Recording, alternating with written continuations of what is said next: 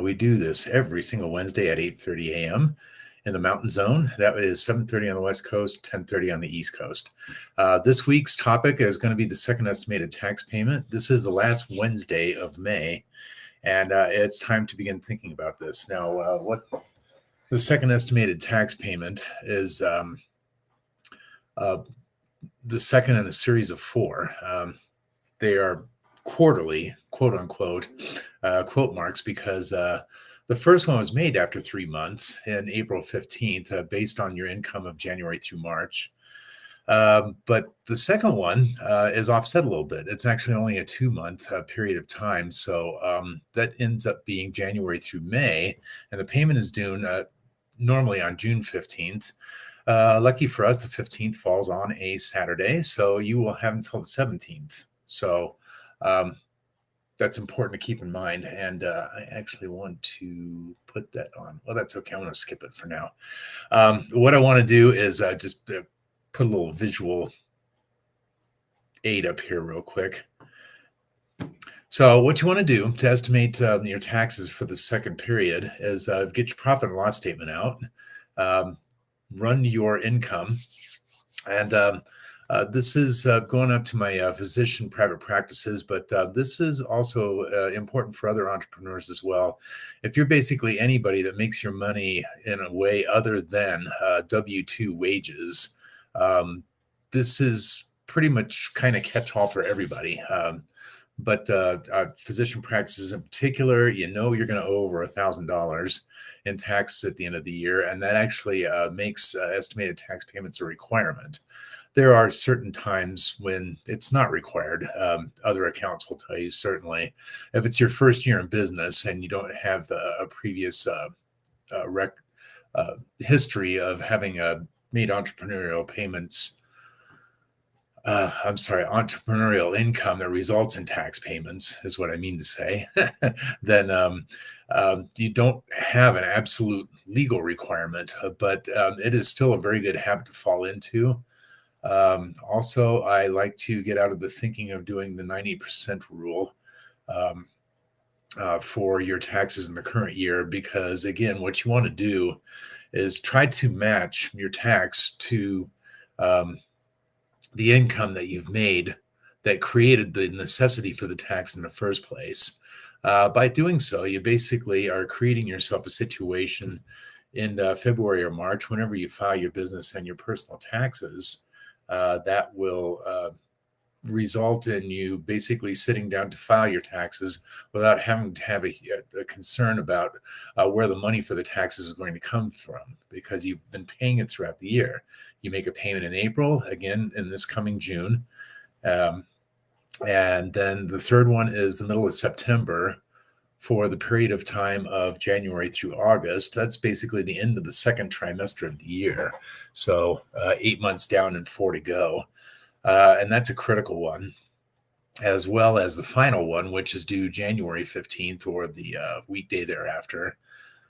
So the point here is that you want to pay as you go and try to match the money that you're paying into the system as closely as possible to the money that you made that created the tax in the first place. So simply, like this says, pull your profit and loss statement for January through May, which is 5 months. If you multiply your net income by 2.4, that will give you an estimate for the entire year. And you think about that, it's a reciprocal, 5 months, 12 months. So just basically flip that around. 12 over 5 equals 2.4, right? So once you do that, and there are a number of ways to estimate tax online, certainly free calculators, that sort of thing. If you need a more accurate picture and, of course, are interested in working with someone that is guiding you through your financial journey, then of course he or she should be the person that sits down and does all this for you. And you need to take all of your income into consideration. If you're married, your spouse may or may not have W-2 wages, or one of you may also have an additional source of income, what the young people call a side hustle. Side hustles can result in 1099 income.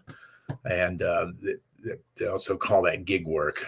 So all that stuff is gross income and it is taxable, and you need to remember to consider it. So you get all that into your estimated income for the year, estimate the tax, and then divide that tax amount by 2.4. And that is the amount that you want to, I didn't say it here, but I beg your pardon. So you will, in fact, estimate your tax for the year, and then you want to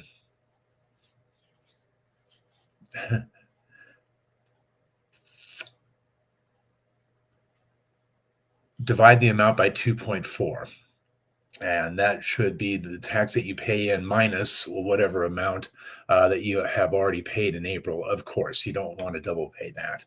That one important thing that I always like to share with people is you don't want to pay too much into the tax system either, because then the United States Treasury or the Department of Revenue of your home state, if you're in one of the 41 states that has an income tax, and that's most of them,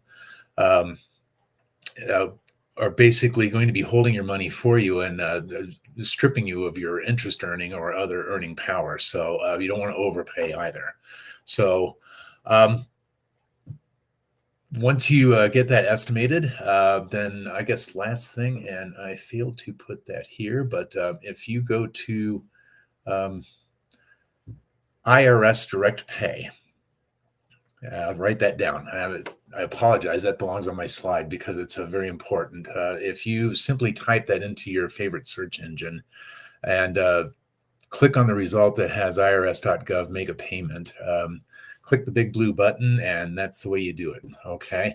It's estimated tax. It'll say Form 1040-ES, and make sure that you're doing it for this year, 2024. So that's it. If you have any questions at all about this process or any other questions about anything in your financial journey, we are here to help. And also keep in mind that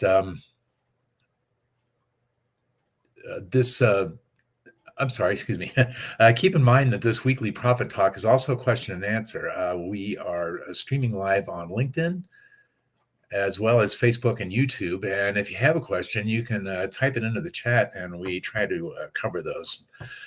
With no questions currently, I'm actually going to go ahead and wrap up. So remember that you've got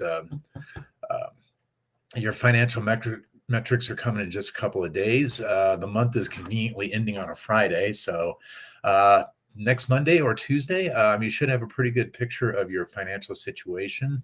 Of course, you want to make sure that your book is completely clean and you have an accurate idea of what your expenses are relative to your revenues. And then get this estimate done and get you a tax payment in. It's like cleaning up the room in your mind. If you keep a room tidy, you're able to walk through it and find things. And that's kind of the same thing. That's kind of the way I look at taxes too. You get it done as you're going, and chances are when tax season comes around, you're actually looking forward to the filing because it helps you to measure your metrics for the year. So tax season can be a good thing. I'd like to leave you with that thought, and thanks for tuning in. If you want to show up next week live, remember it's at 8:30 a.m. in the Mountain Zone, 7:30 West Coast, 10:30 East Coast. So until then, have a great rest of your day. Happy end of your May, and have an awesome weekend. And also, if you have a chance, do something randomly kind for a stranger. So with that, let me say so long, and we will see you next week.